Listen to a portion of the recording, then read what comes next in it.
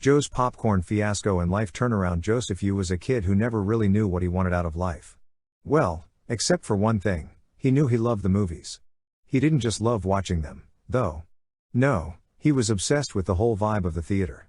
The smell of buttered popcorn in the air, the muffled voices in the hallway, the way the lights dimmed as the previews started.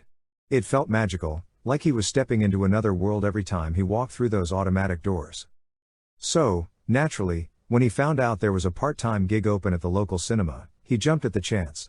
It was just a job at the concession stand, but to Joseph, it felt like the first step towards something bigger.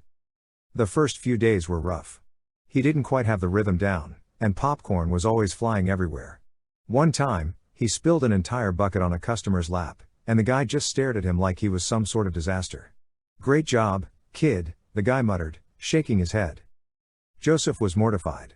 It was one of those "is this really my life now?" moments. But he wasn't ready to quit. He cleaned up the mess, apologized 100 times, and kept going. After all, he wasn't about to let a little spilled popcorn define his life. Then, there was the fainting incident. He was working a late-night shift when he felt lightheaded. Maybe it was the fact that he hadn't eaten dinner, or maybe it was just the sheer exhaustion from standing behind the counter all day. Whatever the reason, Joseph suddenly felt the world spin, and the next thing he knew, he was flat out on the floor.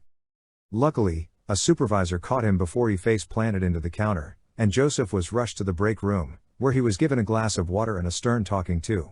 "You need to eat, Joe," his boss said, shaking his head. "And take care of yourself.